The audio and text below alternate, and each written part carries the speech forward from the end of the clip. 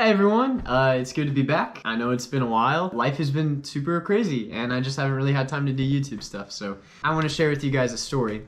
This happened just a few weeks ago and it was quite embarrassing. And so hopefully you'll get a kick out of it. I don't know, I suppose maybe I'm just sharing it for the sake of something good coming from this incredibly awkward experience. Let's get log 8 rolling.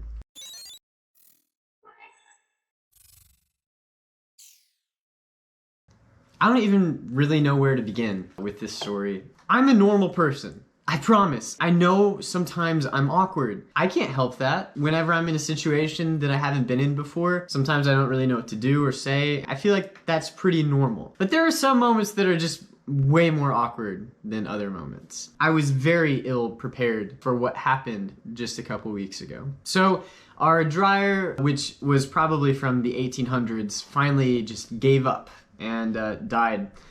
It would turn on and it would never turn off, and it wasn't even drying anything. It was just flipping our clothes over and over and over. So we were like, we should probably do something about that. So, you know, we scrounged around a few $1,000,000 because that's how expensive things are these days, and we decided we were going to buy a new dryer. And Lowe's, probably other places do this as well, but we went through Lowe's. They do this thing where they will bring your appliance to your house. They'll take your old appliance out, they'll install your new appliance for you, and then like boom boom, you don't have to do anything, you just pay a little bit extra money and like everyone's happy. So the way that it works is they pull up with this big truck, a couple guys get out of the truck. I'm like, hi, how's it going? Are you here for the dryer? They're like, yeah. They start doing their thing.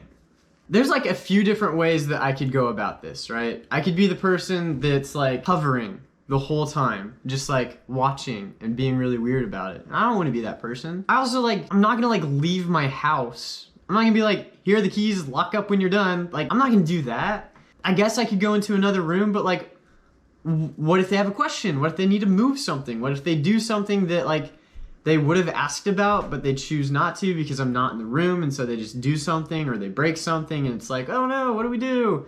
And it's like too late. I wanted to be near. I decide that I'm gonna just kind of not like hover, but be in the same room as them. And you know, I just figured I'll be able to just, you know, have a conversation. I was so wrong. Basically what happened was these two guys are lifting really heavy equipment, and so they can't really talk, you know? You're like, hey man, what's your name? And they're like, John! And they're like lifting this really big dryer with this like deadlift belt connected to a strap, and they're like lifting it up, you know, trying to get it through the door, which, why are doors so narrow? I don't understand that. I don't even know how we got anything in this house. So I'm trying to have a conversation. I know that I'm failing. Like, I'm running out of small talk, and I'm also getting the vibe that maybe they don't really want to talk to me. And I understand. Like, what do you even ask people? Like, looking back now, I'm like, oh, I could just been like, hey, how many things have you delivered today? What's your favorite appliance to lift? I don't know.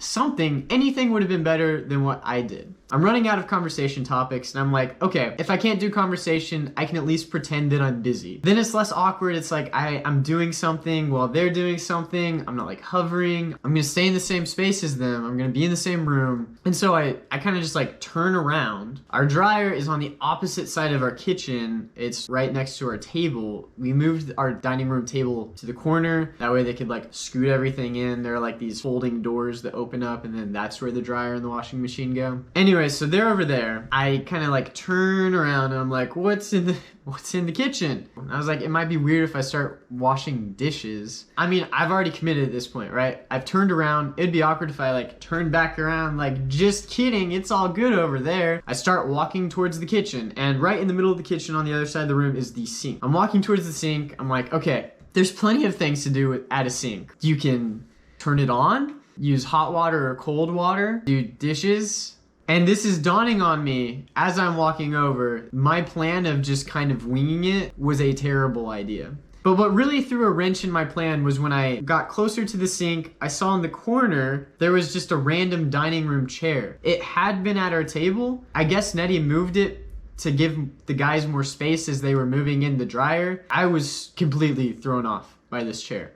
I had no idea where this chair came from. I looked at it as if it was like an alien from outer space. I guess that's the only place aliens would come from, but you understand what I'm saying. It was as if I had never seen a chair before. I don't even know. That's how much of a spiral this was. So I'm walking to the sink. I'm slowing down as I'm trying to process where this chair even came from and even like what is a chair in the first place. And I stop and I'm standing in front of the sink and I'm like, Luke, you have two options here. You can just stand and stare at the sink like a weirdo. Idea number 2, you can figure out your crap and do something. That's the least awkward option in all of this. It's the only one that makes me look like a normal human being. I am going to do something. So, I survey the countertop around the sink, and what do I see but our Brita filter? I'm like, perfect. Water is a normal thing, right? People drink water. That is a normal thing to do while people are moving in a drying machine. They drink water. The only problem is we don't drink from the glasses that we have in our house because we have water bottles that we use. And I just somehow forgot that I had a water bottle. So I scavenged and looked for glasses because I forgot where we kept our drinking glasses. I opened multiple cabinets in search of these glasses. And the people were probably thinking, what are you even looking for right now? Are you like trying to make food while we move in your dryer? So I find the glasses. It dawns upon me once I've opened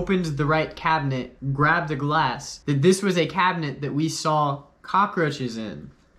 That's another reason why we don't use those glasses, because they're cockroach glasses, but we don't need to use them anyways because we have water bottles. I'm committed to this by now. But I'm not gonna drink from this. I'm definitely not gonna like offer the guys to drink from this cockroach cup. So I'm like, there's only one solution here. I have to pour myself a glass of water. I place the water on the counter and all of this is happening very slowly. I walk to the kitchen, utterly confused, as if this isn't even my own house. They're probably thinking, does this guy even live here? As I'm like looking through the cabinets, like I don't even know where anything is. And then I find the glass and I'm like, I don't know.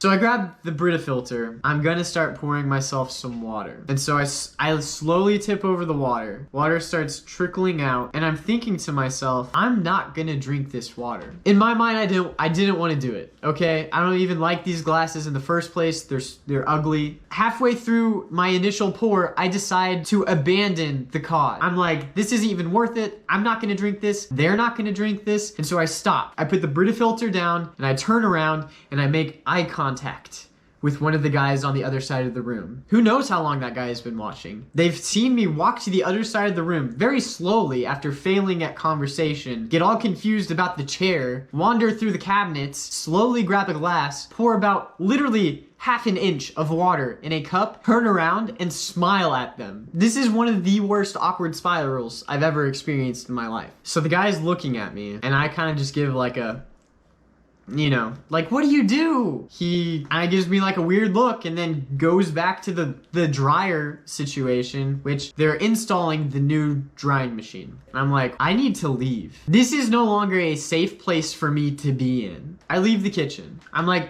second best place to be if you're not going to be in the same room as them is the room adjacent, right? So I walk into the living room. I'm sitting on the arm of the couch. I get on my phone. I'm kind of like pretending like I'm scrolling, but you know, the whole time I'm thinking, how much longer is this gonna take? Did that guy see me doing all of this weird stuff? Hopefully he doesn't call the cops because I look like I'm probably broke into this house and I don't know where anything is. And I look next to me and I see my water bottle. And all of this stuff about pouring myself a glass of water made me very thirsty. Oh, I left the water, by the way. I just poured the glass, smiled at the guy as I'm making eye contact. There's like less than an inch of water and I walk away. The glass is still there. I just left it. So I'm sitting on the arm of the couch. I see my water bottle. I'm thirsty, so I pick up my water bottle as the guys are finishing up in the other room. They finish up as I'm grabbing my water bottle and drinking it. And so the guys walk out and they're like, we're done. Have a good day. As I'm drinking from a water bottle that isn't the glass that I poured myself earlier, I make eye contact with the guy that I made eye contact earlier with, the guy who knows I poured a glass of water. I finish drinking, I gulp it down and I say, have a good day. And they leave.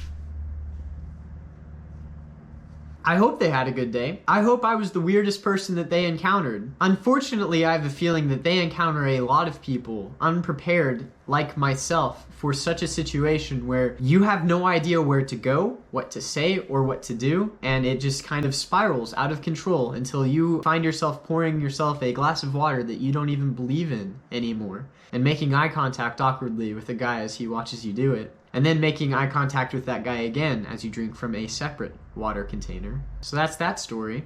I hope that you've learned something from it. Next time, my goal is to prepare myself beforehand. Worst case scenario, I'll just give them a key and say, lock up when you're done.